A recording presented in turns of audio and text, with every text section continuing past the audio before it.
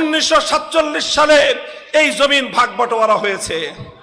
এই জমিন কি হয়েছে? ভাগ বটোয়ারা হয়েছে। একটা ভাগ পেয়েছে তারা যারা ধর্মনিরপেক্ষতা চায়, আর একটা ভাগ পেয়েছে তারা যারা আল্লাহর জমিন, আল্লাহর কোরআনের শাসন চায়। আমরা এই জমিন ভাগে পেয়েছি কোরআনের শাসন কায়েম করবার জন্য। যাদের কাছে কোরআনের শাসন ভালো লাগে না, ধর্মনিরপেক্ষতা যাদের পছন্দ হয়, আপা গেছে যেই পথে তোমরা যাও সেই পথে। মদিনায় শান্তিপূর্ণ পরিবেশ পাওয়ার পর, শান্তিপূর্ণভাবে নামাজ আদায় করার পরিবেশ ছিল, শান্তিপূর্ণভাবে আল্লাহর জিকির করার পরিবেশ ছিল। মদিনায় আর সিজদা করলে কেউ উটের ভুঁড়ি এনে মাথায় ফেলে না। মদিনায় নামাজ দাঁড়ালে কেউ আর পেছন থেকে এসে গলায় গামছা পেঁচিয়ে হত্যার ষড়যন্ত্র করে না। মদিনায় কেউ বেলাল এবং খাব্বাবদের বুকের উপর পাথর চাপা দিয়ে নির্মম নির্যাতন চালাবার সুযোগ পায় না। মদিনায় একটা শান্তিপূর্ণ অনুকূল পরিবেশ হয়েছিল। কথা বলেন ঠিক কিনা? আল্লাহর নবী এখানেই তাহলে থেমে গেলেন যে যাক, একটা শান্তিপূর্ণ পরিবেশ পেয়েছি, নিরাপদ পরিবেশ পেয়েছি। মক্কায় এত জুলুম হতো, এখন আর জুলুম হয় না, কাজেই আমরা এতটুকু নিয়েই ক্ষান্ত থাকি। আমার নবী এমন কোন চিন্তা করেছিলেন? বলেন, এমন কোন চিন্তা করেছিলেন? এক বছরের মাথায় মদিনায় শান্তি নিরাপত্তা প্রতিষ্ঠা করার এক বছরের মাথায় আল্লাহর নবী ইসলামের পক্ষ থেকে নতুন কর্মসূচি ঘোষণা করলেন। উযিনা লিল্লাযীনা ইউকাতালুনা বিআন্নাহুম যুলিমু ওয়া ইন্নাল্লাহা আলা নাসরিহিম লাকাদির। আমার পয়গম্বর আল্লাহর পক্ষ থেকে ঘোষণা করলেন, এতদিন পর্যন্ত ইসলামের নীতি ছিল কেউ আঘাত করলে পাল্টা আঘাত করা হতো না। কেউ আঘাত করলে এক গালে চর মারলে আরেক গাল পেতে দিয়ে বলা হতো আরেকটা চর মারো, কিন্তু আমার কথাটা শুনো। কিন্তু এতদিনে প্রমাণ হয়ে গেছে 14 বছরের মেহনতে সোজা আঙ্গুলে ঘি উঠবে না। এবার আল্লাহ পাক হুকুম করলেন, আমার নবী রাহমাতুল লিল আলামিন এবার আঙ্গুল বাঁকা করেন। আমার আল্লাহ পাক রব্বুল ইজ্জত ইসলামের মধ্যে জিহাদের বিধান দিলেন।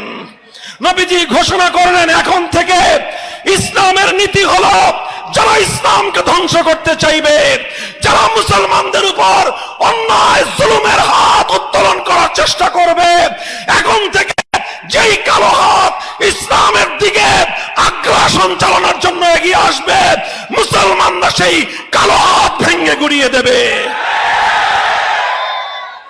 চললো।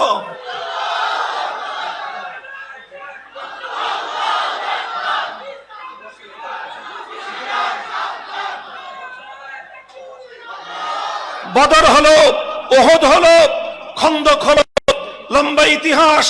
7ম হিজরিতে হুদায়বিয়ায় সন্ধি হলো। হুদায়বিয়ার সন্ধির পরে নবীজি রাজনৈতিকভাবে নেতৃত্ব হাসিল করলেন। হুদায়বিয়ার সন্ধির মাধ্যমে আমার নবীর রাজনৈতিক দূরদৃষ্টির প্রমাণ পাওয়া গেল। হুদায়বিয়ার সন্ধি এটা আল্লাহর নবী মুহাম্মদ আরবি সাল্লাল্লাহু আলাইহি ওয়াসাল্লামের জীবনের অন্যতম রাজনৈতিক দূরদর্শিতা, রাজনৈতিক প্রজ্ঞার পরিচয় বহনকারী ঐতিহাসিক কর্মকাণ্ডের নাম হলো হুদায়বিয়ার সন্ধি।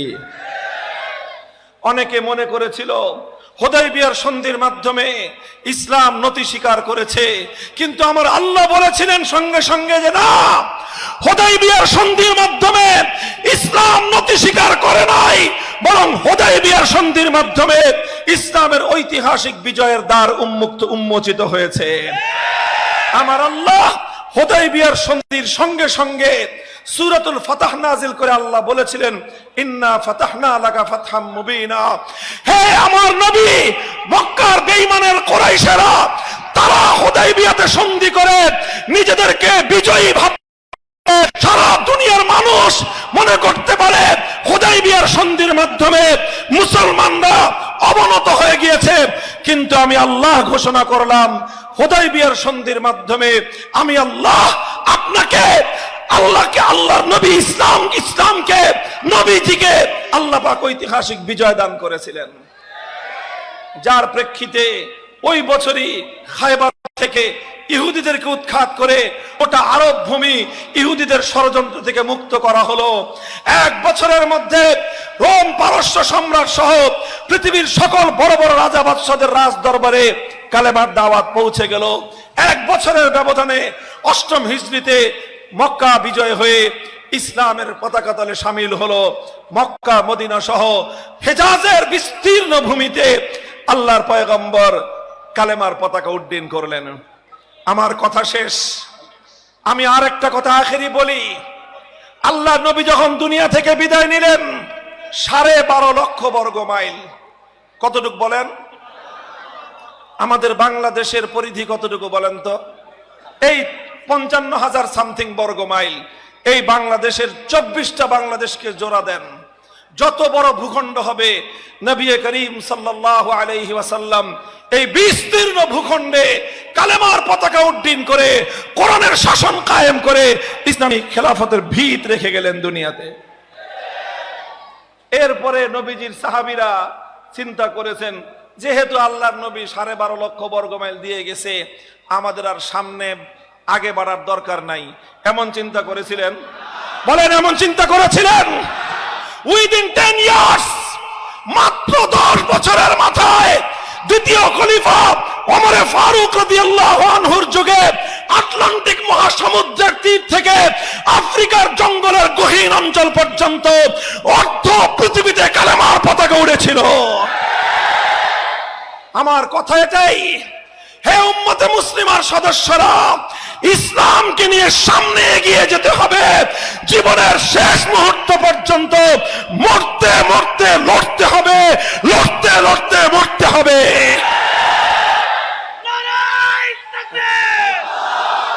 ভাই, আমাদের পূর্বপুরুষরা, আমাদের পূর্বপুরুষগণ আমাদের জন্য অনেক ত্যাগ কোরবানি করে আমাদেরকে একটা অবস্থানে রেখে গেছেন। আমাদের পূর্বপুরুষরা 1905 সালে এই বাংলাকে, পূর্ববঙ্গকে পশ্চিমবঙ্গের দাদাবাবুদের আধিপত্যবাদ থেকে মুক্ত করার চেষ্টা করেছেন। কিন্তু রবীন্দ্রনাথ ঠাকুরের উগ্র সাম্প্রদায়িক সহিংস আন্দোলনের কারণে সফলতা পরিপূর্ণ আসে নাই। তার বদলে 1947 সালে পূর্ববঙ্গের মুসলমানরা দিল্লিকে লাল কার্ড দেখিয়েছে। তারপরে পিন্ডির সঙ্গে আমরা একত্রিত হলাম। পিন্ডিরা, পশ্চিম পাকিস্তানি খান পাঠানরা আমাদেরকে ভ্রাতৃত্বের বদলে প্রভুত্ব করতে চাইলো আমাদের সাথে। 1971 সালে আমরা বললাম, ইসলাম দুনিয়াতে এসেছে সকল জুলুমের অবসান করার জন্য। জালিমের বিরুদ্ধে মজলুমের লড়াই হলো 1971 সালে। জালিমরা পরাজিত হলো, মজলুমরা বিজয়ী হলো।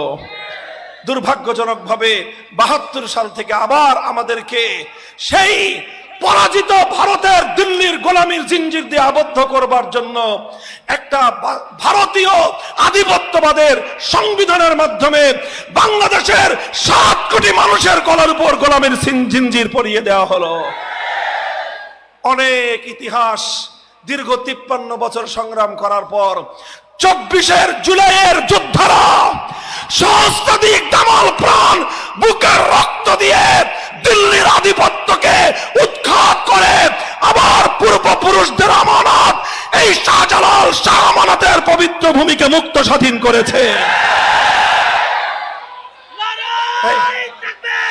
সময় কম, স্লোগান দিয়েন না, সময় কম। ভাই দেখেন, আমার আখেরি কথা, ইতিহাস বললাম 1947 সালে এই জমিন ভাগ বটোয়ারা হয়েছে। এই জমিন কি হয়েছে? ভাগ বটোয়ারা হয়েছে।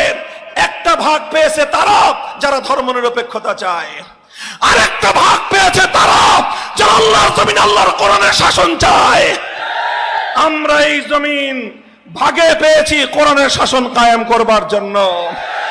যাদের কাছে কোরআনের শাসন ভালো লাগে না, ধর্মনিরপেক্ষতা যাদের পছন্দ হয়, আপা গেছে যেই পথে তোমরা যাও সেই পথে। আপার লোকদেরকে বলি, যাও গিয়া, দরকার নাই তোমাদের। এই জমিন কোরআনের জন্য মুক্ত স্বাধীন করা হয়েছে।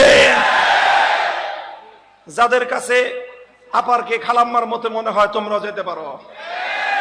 মনে রেখো, আমি তোমাদেরকে বলে যাই, 24-এ যে বিপ্লব হয়েছে, আজ জুলাই সনদ প্রণীত হয়েছে। আমাদের অনেকের মধ্যে বিভ্রান্তি আছে, জুলাই সনদে ইসলামের কি হবে। আমি বেশি কিছু জানি না, তবে দুটো কথা আপনাদেরকে বলি। জুলাই সনদের মধ্যে 1947 সালে দেশ বিভক্তিকে জুলাই সনদের মধ্যে গৌরবের সাথে উল্লেখ করা হয়েছে। কাজেই জুলাই সনদ মানে 47-এর সনদ। জুলাই সনদে 2013 সালের শাপলা চত্বরের নবী প্রেমিকদের আত্মদান এবং শাহাদাতের গল্প বলা হয়েছে। সুতরাং জুলাই সনদ মানে শাপলা চত্বরের নবী প্রেমিকদের সনদ। এই জুলাই সনদ আগামীর বাংলাদেশে বাস্তবায়ন করতে হবে। এটাই হলো দিল্লিকে উৎখাত করার আমাদের জন্য সবচেয়ে বড় চ্যালেঞ্জ। আমি রাজনীতির কথা বলবো না, তবে বলবো আসন্ন জাতীয় নির্বাচনের সময় গণভোট হবে।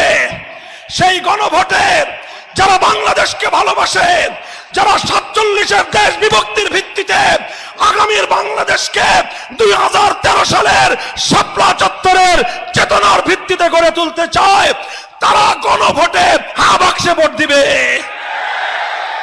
যারা না বাক্সের পক্ষে ক্যাম্পেইন করবে, তাদের পরিণাম তারা বুঝতে হবে, তারা হলো ফ্যাসিবাদের দোসর। আমার কথা শেষ। আল্লাহর পয়গম্বরের সিরাতের আলোকে আমি আপনাদেরকে আখেরি কথা জিজ্ঞাসা করতে চাই। আমার নবী জীবনের শেষ মুহূর্তে থেমে যান নাই। আমরা কি জুলাই বিপ্লবের পর এখানেই থমকে দাঁড়াবো? এখানেই থমকে দাঁড়াবো? আমি বলি, সোনার বাংলাদেশ দেখা শেষ, নতুন বাংলাদেশ দেখা শেষ, সবুজ বাংলাদেশ দেখা শেষ, ডিজিটাল বাংলাদেশ দেখা শেষ। আমরা এবার বাংলাদেশ দেখতে চাই, ইসলামের বাংলাদেশ, আল কোরআনের বাংলাদেশ। রাজি আছেন? রাজি আছেন? আল্লাহ পাক কবুল করেন।